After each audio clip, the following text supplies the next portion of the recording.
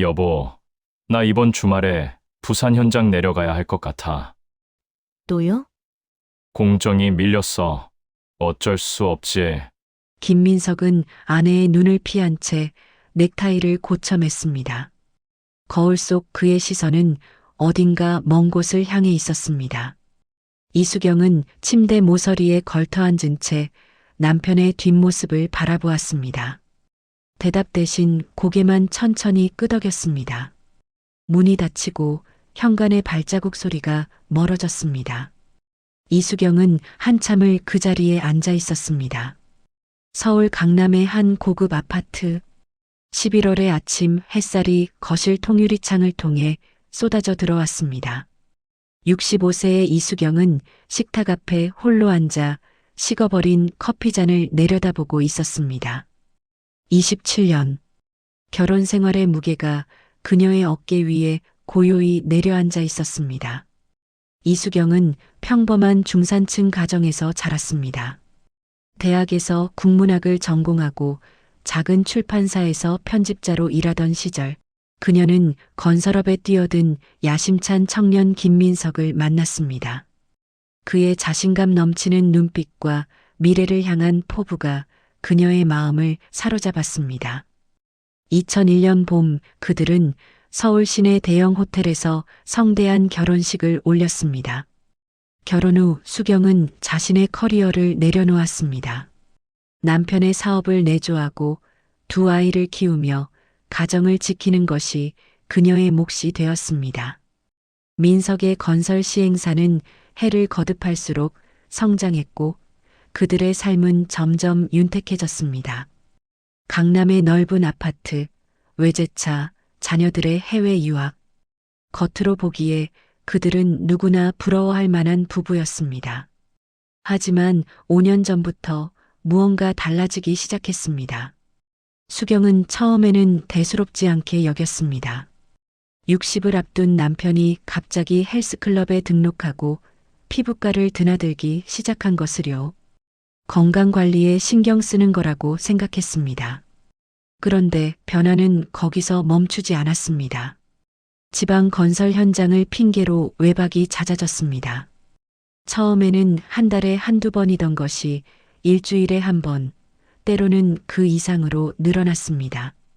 전화 통화 중 아내가 다가가면 슬며시 자리를 피하는 일이 많아졌습니다.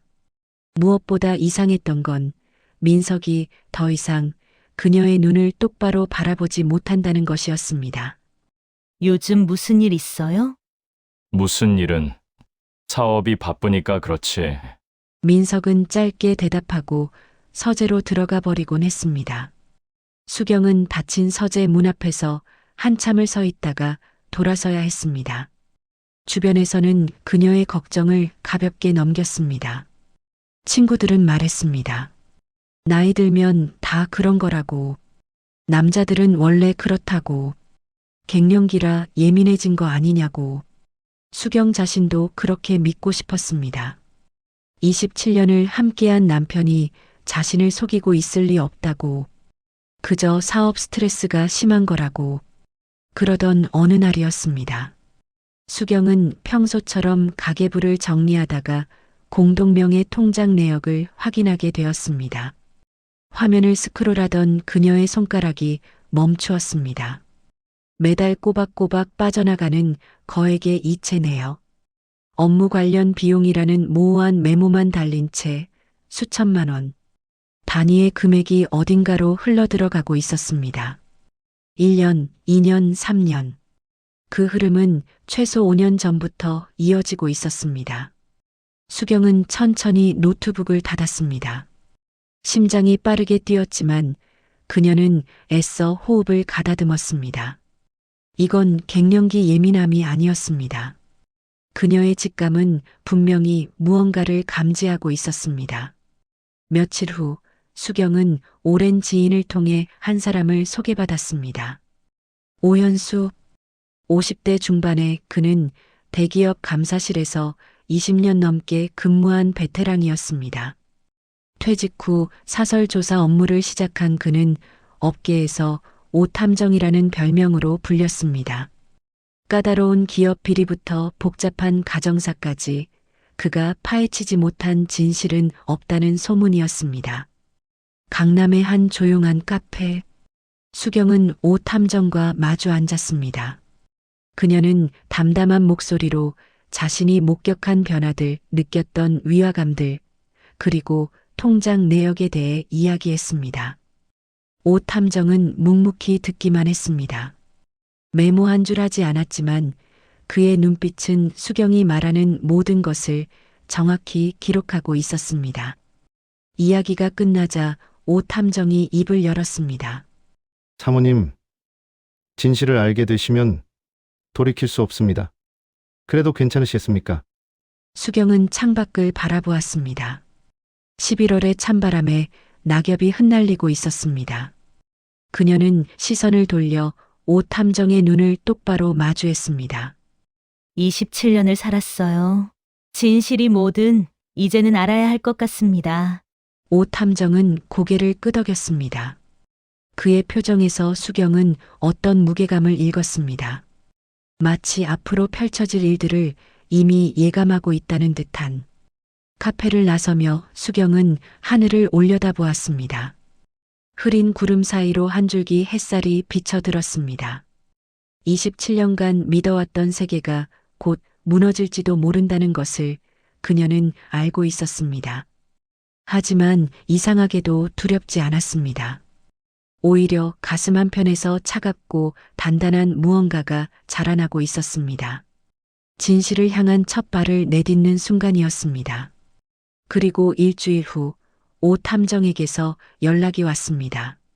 사모님, 드릴 말씀이 있습니다. 직접 만나 뵈어야 할 것 같습니다. 그의 목소리는 평소와 달리 무거웠습니다.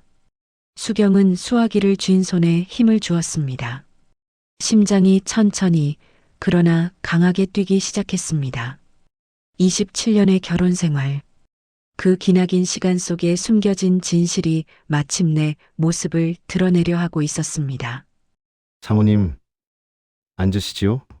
오 탐정의 목소리는 낮고 조심스러웠습니다. 강남의 한 오피스텔 사무실. 창문 블라인드 사이로 오후의 햇살이 가늘게 스며들고 있었습니다. 이수경은 권유받은 의자에 앉았습니다. 테이블 위에는 갈색 서류 봉투 하나가 놓여 있었습니다. 봉투는 얇았지만 그 안에 담긴 무게는 결코 가볍지 않아 보였습니다. 일주일간 조사한 결과입니다. 오 탐정이 봉투를 수경 쪽으로 밀었습니다. 수경은 잠시 봉투를 내려다보았습니다. 손을 뻗으면 닿는 거리. 하지만 그녀는 쉽게 손을 움직이지 못했습니다. 열어보셔도 됩니다. 아니, 열어보셔야 합니다. 봉투 안에는 사진 몇 장과 서류 한 묶음이 들어 있었습니다. 첫 번째 사진. 분당의 어느 고급 주택가. 단정하게 정돈된 정원이 보이는 2층짜리 양옥집 앞에 검은색 세단이 주차되어 있었습니다. 민석의 차였습니다. 두 번째 사진. 같은 집 현관 앞. 민석이 한 여성과 나란히 서 있었습니다. 50대 초반으로 보이는 단아한 인상의 여성. 민석은 그녀의 어깨에 손을 얹고 있었습니다. 두 사람의 모습은 마치 오랜 세월을 함께한 부부처럼 자연스러웠습니다. 수경의 손끝이 미세하게 떨렸습니다. 하지만 그녀는 사진을 내려놓고 서류 묶음으로 손을 옮겼습니다. 혼인관계 증명서. 수경은 서류 상단의 글자를 읽었습니다. 눈이 자동으로 날짜를 찾아갔습니다. 1996년 5월 17일. 김민석, 정윤아, 혼인신고. 수경은 같은 문장을 3번, 4번 다시 읽었습니다. 글자들이 눈앞에서 흔들렸습니다. 1996년. 그녀가 민석을 만나기도 전이었습니다. 그들이 결혼식을 올린 2001년보다 5년이나 앞선 날짜였습니다. 이게 무슨... 김민석 씨는 1996년에 정윤아라는 여성과 법적으로 혼인 신고를 마쳤습니다. 오 탐정의 목소리가 멀게 들렸습니다. 그리고 그 혼인 관계는 현재까지 유지되고 있습니다. 사모님과의 결혼식은 법적으로는 효력이 없었습니다. 수경은 한동안 아무 말도 하지 못했습니다. 27년 전 봄날이 떠올랐습니다. 하얀 웨딩드레스, 축하객들의 박수, 민석의 환한 미소, 주례 목사의 축복, 그 모든 것이 눈앞에서 생생하게 펼쳐졌습니다.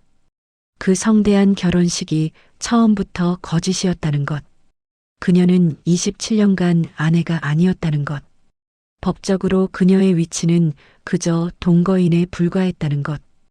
사모님, 오탐정의 목소리에 수경은 정신을 차렸습니다. 그녀는 자신도 모르게 서류를 구기고 있었습니다. 천천히 손에 힘을 풀었습니다. 정유나라는 여자, 그 사람은 이 사실을 알고 있었나요? 네, 처음부터 알고 있었습니다. 두 사람은 지금도 분당 그 집에서 함께 생활하고 있습니다. 인석 씨가 지방 출장을 간다고 했던 날들, 대부분은 그곳에 있었습니다. 수경은 눈을 감았습니다. 가슴 깊은 곳에서 무언가가 천천히 무너져 내리는 소리가 들리는 것 같았습니다. 집으로 돌아온 수경은 거실 소파에 앉아 창밖을 바라보았습니다. 해가 지고 있었습니다. 강남의 빌딩 숲 사이로 붉은 노을이 번지고 있었습니다. 평소 같았으면 아름답다고 느꼈을 풍경이었습니다. 하지만 지금 그녀의 눈에는 아무것도 들어오지 않았습니다. 27년, 아이들을 낳고 키웠습니다. 남편의 사업이 어려울 때 함께 버텼습니다. 친정에서 받은 돈을 보태기도 했습니다. 명절마다 시댁 어른들을 모셨습니다. 남편이 늦게 들어오는 밤이면 따뜻한 국을 끓여 기다렸습니다. 그 모든 세월이 법적으로는 존재하지 않는 것이었습니다. 수경은 거실 장식장 위에 놓인 가족 사진을 바라보았습니다. 10년 전 큰아이 대학 졸업식 날 찍은 사진이었습니다. 민석은 환하게 웃고 있었습니다. 그 웃음 뒤에 어떤 비밀이 숨겨져 있었는지 그녀는 전혀 알지 못했습니다. 수치심이 밀려왔습니다. 배신감이 뒤따랐습니다.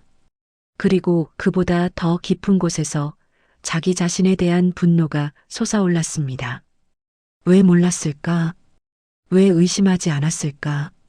27년이라는 시간 동안 단 한 번도 진실을 눈치채지 못한 자신이 한심하게 느껴졌습니다. 며칠이 지났습니다. 수경은 밥을 제대로 먹지 못했습니다. 잠도 오지 않았습니다. 민석이 집에 돌아오면 평소처럼 대화를 나눴지만 그녀의 목소리는 어딘가 멀리서 들려오는 것 같았습니다. 여보, 무슨 일 있어? 요즘 안색이 안 좋아 보여. 괜찮아요. 좀 피곤한 것 같아요. 민석은 고개를 끄덕이고 서재로 들어갔습니다. 수경은 그의 뒷모습을 바라보았습니다. 27년간 함께한 남편, 아이들의 아버지. 하지만 이제 그녀의 눈에 비친 그는 완전히 다른 사람이었습니다. 낯선 사람.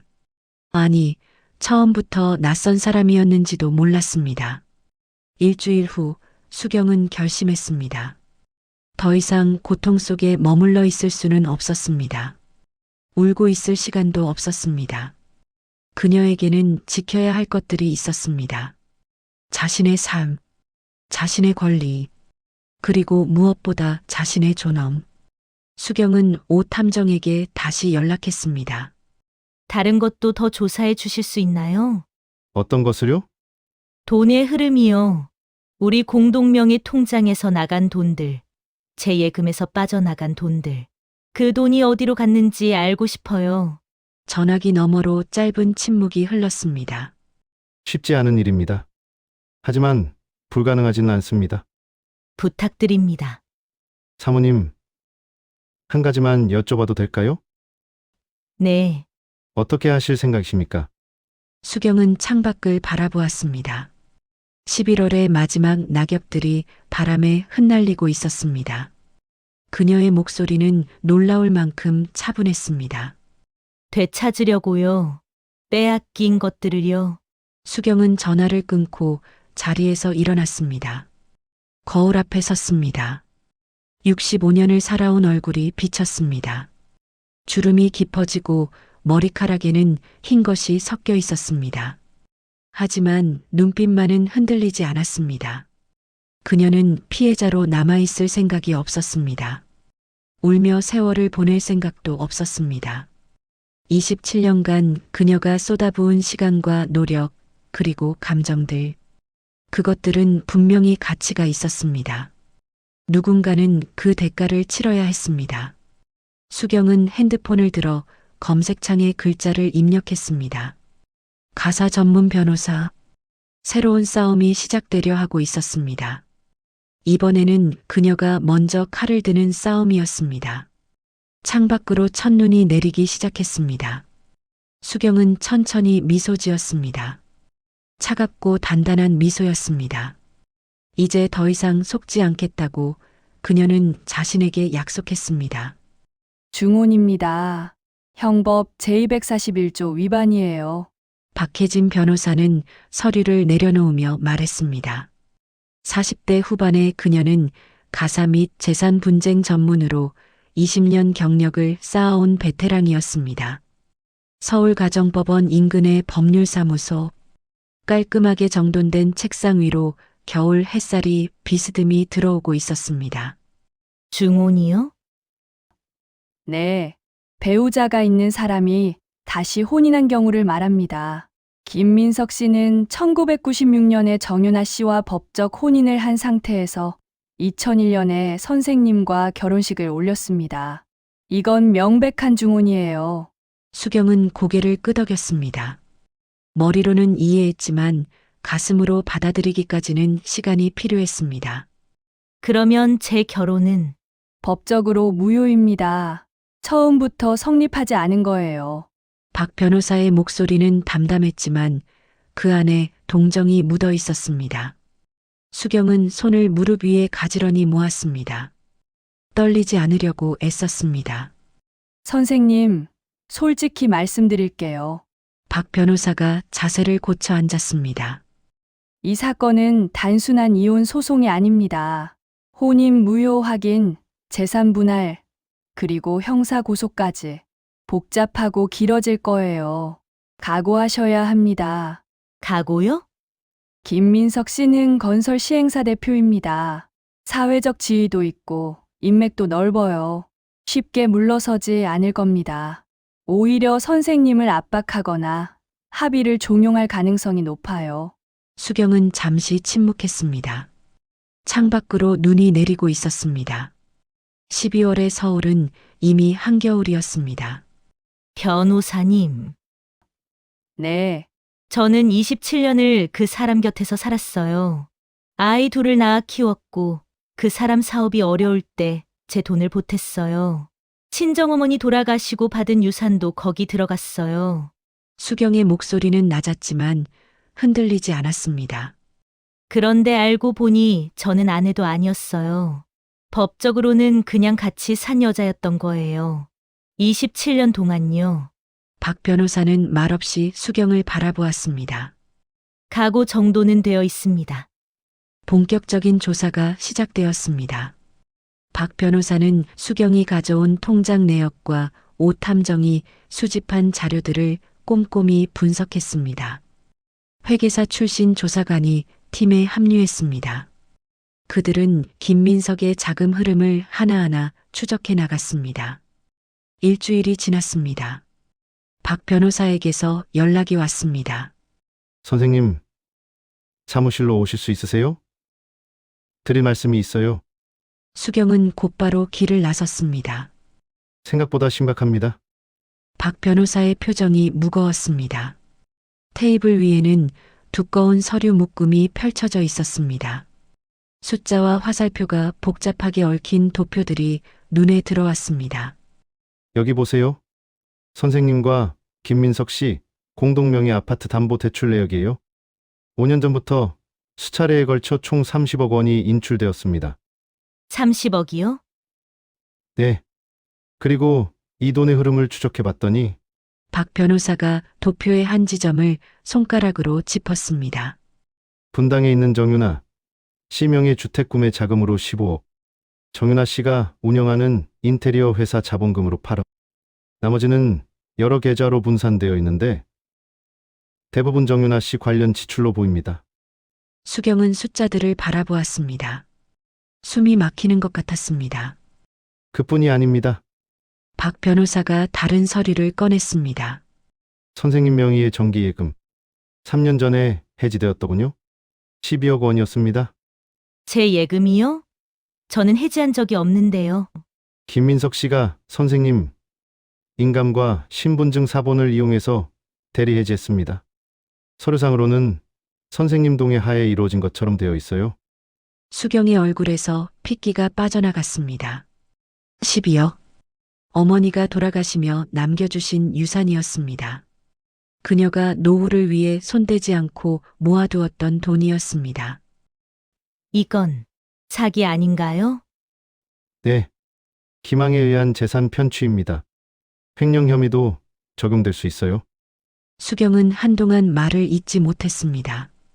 담보대출 30억, 정기예금 12억, 그 외에도 공동계좌에서 빠져나간 수억 원의 업무 관련 비용들, 모든 것이 정윤아와 그녀의 사업으로 흘러들어갔습니다. 27년간 그녀가 쌓아온 것들, 친정에서 받은 것들, 남편과 함께 일군 것들, 그 모든 것이 다른 여자에게로 빼돌려지고 있었습니다.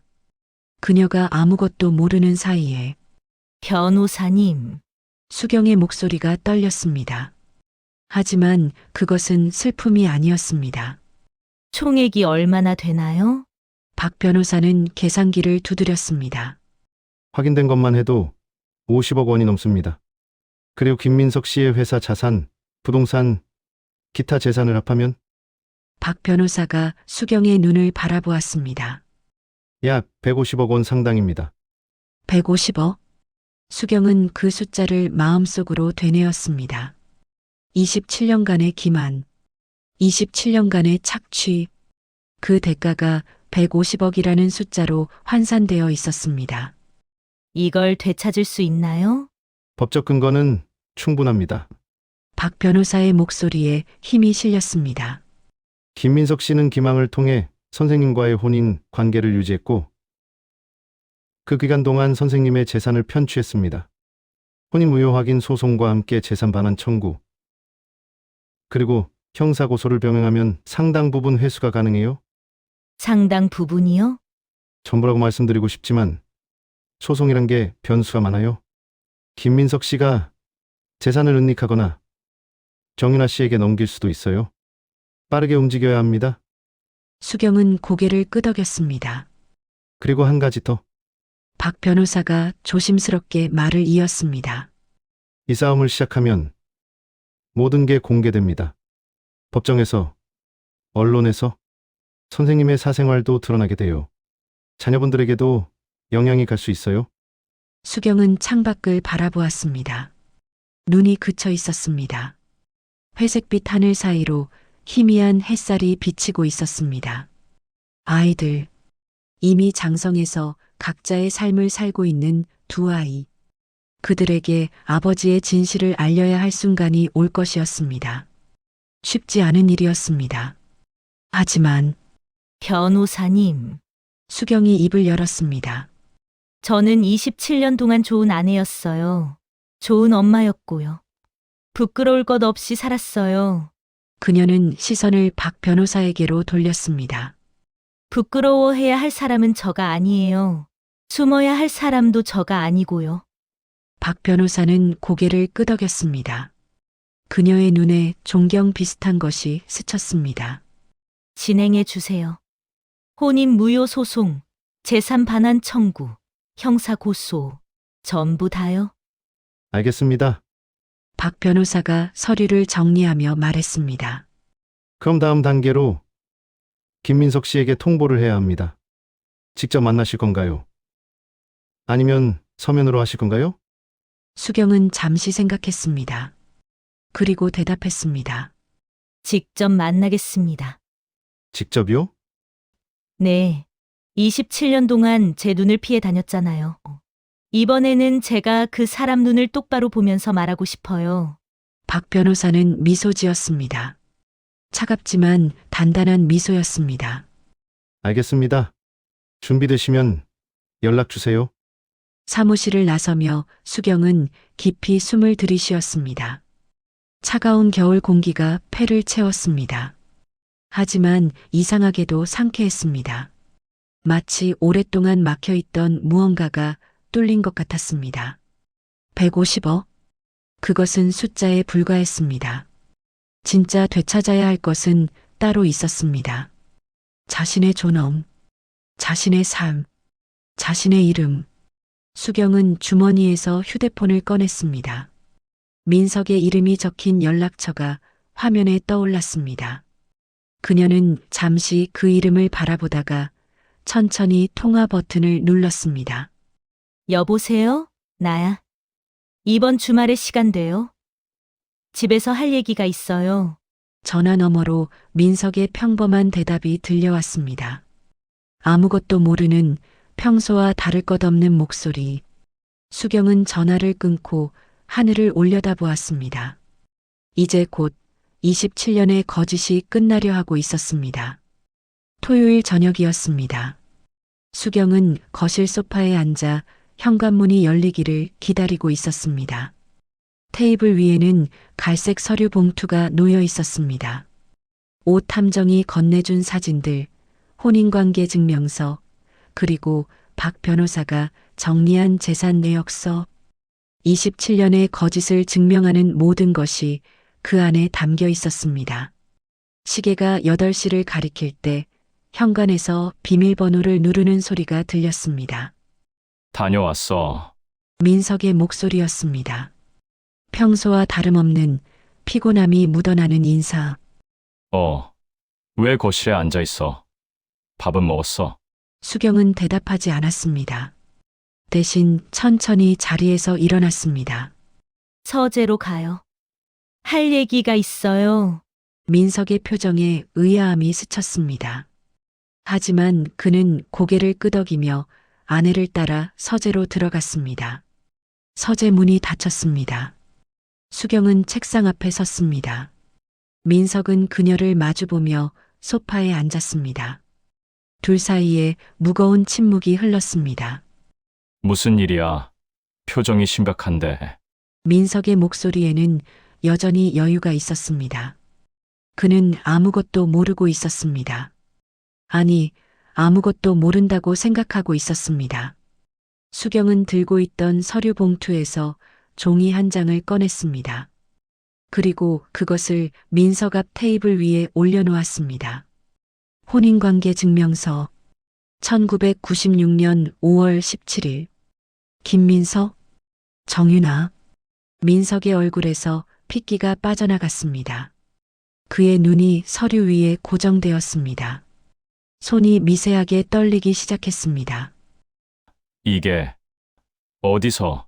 정윤아 씨, 분당에 사시는 분이죠? 수경의 목소리는 놀라울 만큼 차분했습니다. 27년 전에 혼인 신고를 하셨더군요. 저와 결혼식을 올리기 5년 전에요. 민석은 한동안 입을 열지 못했습니다. 그의 얼굴은 창백했습니다.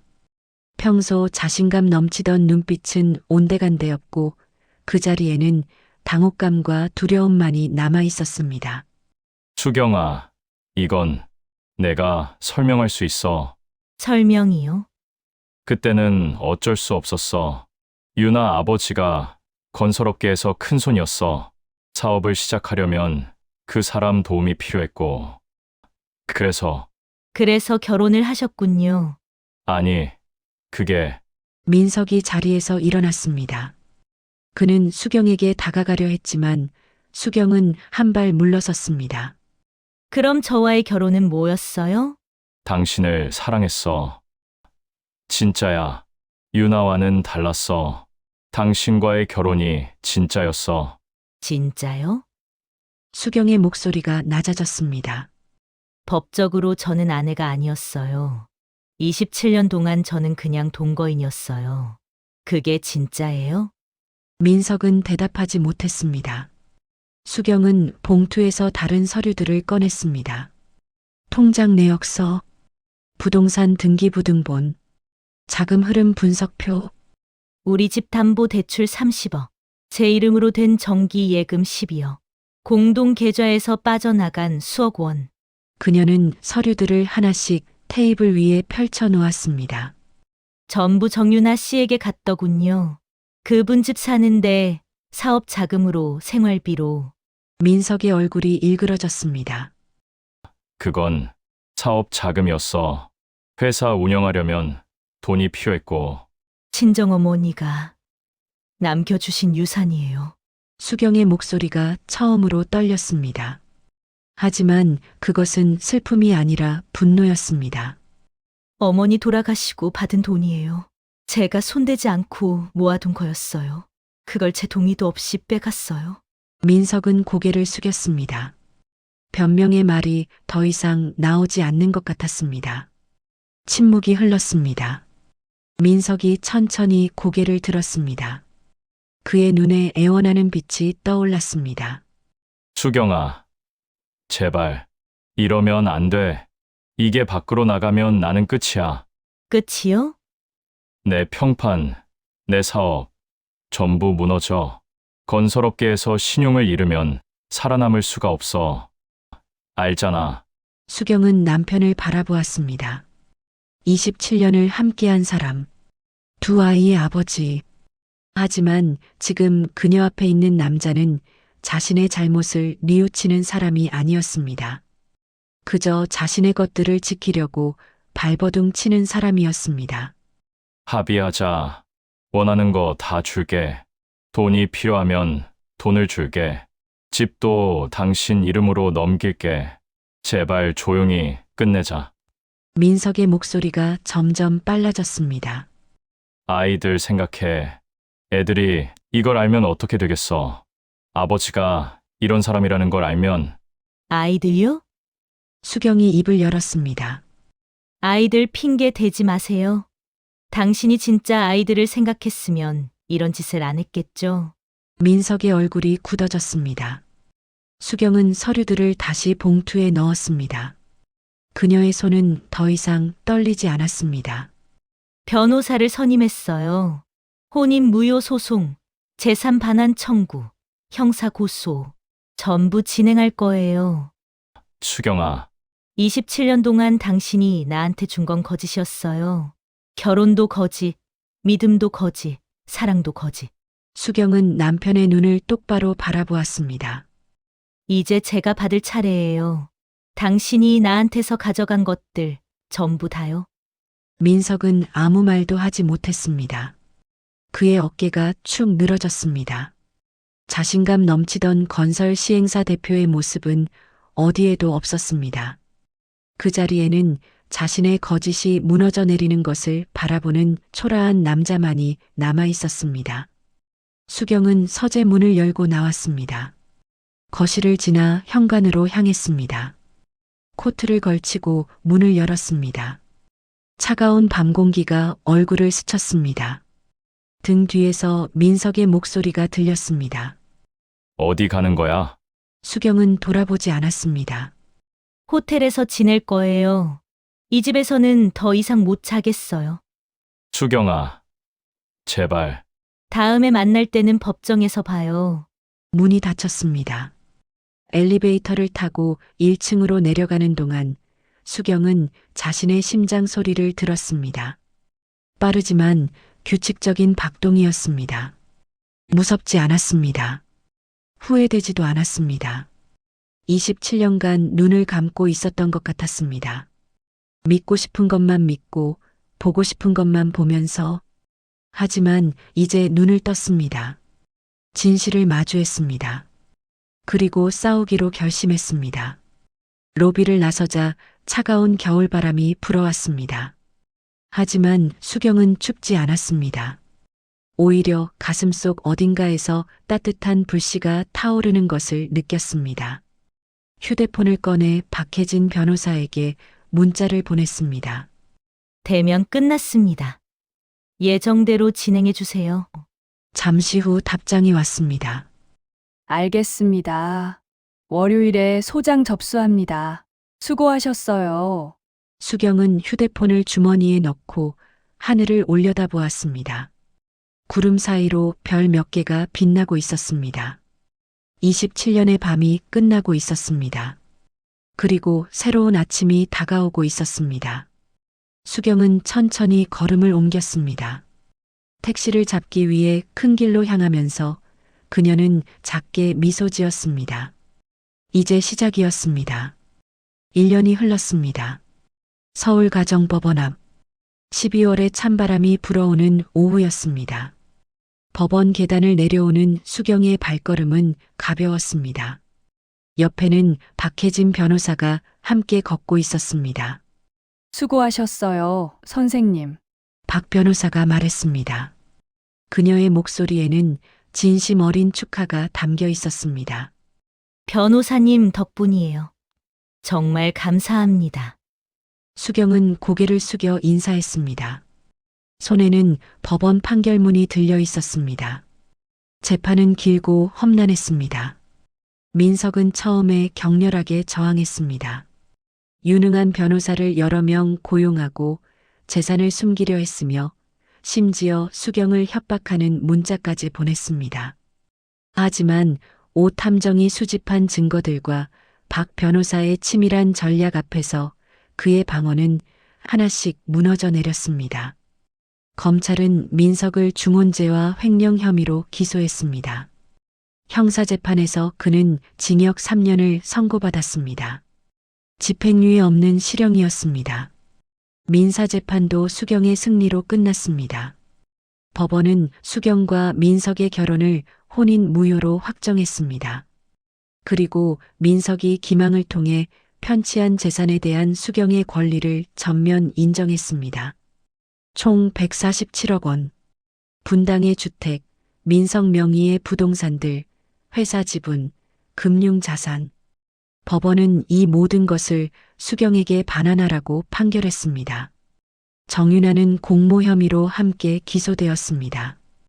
그녀 명의로 되어 있던 재산들도 모두 환수되었습니다. 27년간 숨어서 누렸던 것들을 하루아침에 잃었습니다. 재판이 진행되는 동안 가장 힘들었던 것은 아이들에게 진실을 말하는 일이었습니다. 수경은 서울에서 직장 생활을 하는 큰아들과 미국에서 유학 중인 딸을 불러 모았습니다. 그리고 담담하게 모든 것을 이야기했습니다. 아버지의 중혼, 27년간의 거짓, 재산 편취, 그리고 자신이 제기한 소송에 대해 아들은 한동안 말이 없었습니다. 딸은 눈물을 흘렸습니다. 엄마, 미안해요. 딸이 먼저 입을 열었습니다. 왜 내가 미안해하니? 몰랐어요. 엄마가 이런 일을 겪고 있는 줄. 수경은 딸의 손을 잡았습니다. 내가 몰랐던 건 당연해. 나도 몰랐으니까. 아들이 고개를 들었습니다. 그의 눈에는 분노와 슬픔이 뒤섞여 있었습니다. 아버지를 용서할 수 없을 것 같아요. 용서는 내 몫이야. 강요하지 않을게. 수경은 두 아이를 번갈아 바라보았습니다. 다만 한 가지만 기억해줘. 너희 아버지가 어떤 사람이든 너희는 사랑받으며 자랐어. 그건 거짓이 아니야. 적어도 내 사랑은 진짜였으니까. 아들과 딸은 동시에 어머니를 안았습니다. 세 사람은 한동안 말없이 그렇게 서 있었습니다. 판결이 확정된 후 수경은 강남 아파트를 정리하기 시작했습니다. 27년간 살았던 집이었습니다. 아이들이 자라고 가족의 추억이 쌓인 공간이었습니다. 하지만 이제 그곳에는 더 이상 머물고 싶지 않았습니다. 짐을 정리하다가 오래된 사진첩이 나왔습니다. 결혼식 사진, 아이들 돌잔치 사진, 가족여행 사진. 수경은 한 장 한 장 넘겨보았습니다. 사진 속 민석은 언제나 웃고 있었습니다. 좋은 남편, 좋은 아버지처럼 보였습니다. 하지만 그 미소 뒤에 무엇이 숨겨져 있었는지 이제는 알고 있었습니다. 수경은 사진첩을 닫았습니다. 버릴까 망설이다가 결국 상자에 넣어 아이들에게 주기로 했습니다. 그것은 그녀의 27년이 아니라 아이들의 어린 시절이기도 했으니까. 새해가 밝았습니다. 수경은 한강이 보이는 작은 아파트로 이사했습니다. 넓지는 않았지만 햇살이 잘 들어오는 따뜻한 공간이었습니다. 이삿짐을 풀고 나서 그녀는 베란다에 서서 강을 바라보았습니다. 겨울 햇살이 물 위에서 반짝이고 있었습니다. 66세. 누군가는 늦은 나이라고 할지도 몰랐습니다. 다시 시작하기에는 너무 많은 것을 잃었다고 할지도 몰랐습니다. 하지만 수경은 다르게 생각했습니다. 27년을 잃은 것은 사실이었습니다. 그 세월은 돌아오지 않았습니다. 하지만 그렇다고 해서 남은 시간마저 고통 속에 보낼 이유는 없었습니다. 며칠 후 수경은 오랜 친구를 만났습니다. 대학 시절부터 알고 지낸 친구였습니다. 소식을 듣고 연락을 해왔고 둘은 오랜만에 함께 차를 마셨습니다. 힘들었겠다. 친구가 수경의 손을 잡으며 말했습니다. 응, 힘들었어. 수경은 솔직하게 대답했습니다. 근데 이상하게 지금은 후련해. 27년 동안 뭔가 무거운 걸 짊어지고 있었는데, 이제야 내려놓은 것 같아. 앞으로 어떻게 할 거야? 수경은 창밖을 바라보았습니다. 카페 앞 거리에는 사람들이 분주히 오가고 있었습니다. 각자의 삶을 살아가는 평범한 사람들. 글을 쓰려고. 글, 응. 예전에 편집자 할 때 늘 생각했거든. 언젠가는 내 이야기를 써보고 싶다고. 이제 쓸 이야기가 생긴 것 같아. 친구가 미소 지었습니다. 너답다. 봄이 왔습니다. 한강변 산책로에는 벚꽃이 피기 시작했습니다. 수경은 천천히 걸으며 꽃잎이 흩날리는 것을 바라보았습니다. 휴대폰이 울렸습니다. 딸에게서 온 영상 통화였습니다. 엄마, 뭐 해? 산책 중이야. 벚꽃이 예쁘게 폈어. 보여줘, 보여줘. 수경은 카메라를 돌려 벚꽃 나무를 보여주었습니다. 화면 너머로 딸의 탄성이 들렸습니다. 와, 진짜 예쁘다. 엄마, 나 다음 달에 한국 가. 같이 꽃 구경하자. 그래, 기다릴게. 통화를 끊고 나서 수경은 다시 걸음을 옮겼습니다. 걷다가 문득 벤치에 앉았습니다. 강 건너로 높은 빌딩들이 보였습니다. 저 어딘가에 민석이 운영하던 회사가 있었습니다. 지금은 다른 사람 손에 넘어갔겠지요. 수경은 그쪽을 바라보다가 시선을 돌렸습니다. 씁쓸함. 그 감정이 찾아올 법도 했습니다. 27년을 속았다는 사실, 믿었던 사람에게 배신당했다는 사실. 그것을 생각하면 분노와 슬픔이 밀려올 수도 있었습니다. 하지만 수경은 그 감정에 머무르지 않기로 했습니다. 씁쓸함은 자기 자신을 갉아먹는 감정이었습니다. 과거에 발목을 잡히면 앞으로 나아갈 수 없었습니다. 그녀는 이미 충분히 아팠고 충분히 싸웠습니다. 이제는 자신을 위해 살 차례였습니다. 집으로 돌아온 수경은 책상 앞에 앉았습니다. 노트북을 열고 빈 문서를 띄웠습니다. 커서가 깜빡이고 있었습니다. 무엇을 쓸까? 어디서부터 시작할까? 수경은 잠시 생각하다가 천천히 자판을 두드리기 시작했습니다. 당신의 직감을 믿으세요. 그것이 첫 문장이었습니다. 누군가 당신을 속이고 있다는 느낌이 든다면 그 느낌을 무시하지 마세요. 갱년기 예민함이라고, 나이 들어서 그렇다고 스스로를 의심하지 마세요. 당신의 직감은 당신을 보호하려는 마음의 목소리입니다. 수경은 멈추지 않고 글을 이어갔습니다. 저는 65세의 진실을 알았습니다. 늦었다고 생각할 수도 있습니다. 하지만 저는 그때 행동했기 때문에 지금의 저를 되찾을 수 있었습니다. 창밖으로 노을이 지고 있었습니다. 한강 위로 붉은 빛이 번지고 있었습니다. 내 삶은 이제부터가 진짜입니다. 수경은 문장을 쓰고 나서 잠시 화면을 바라보았습니다. 그리고 작게 미소 지었습니다. 새로운 챕터가 시작되고 있었습니다. 이번에는 오롯이 자신만의 이야기였습니다.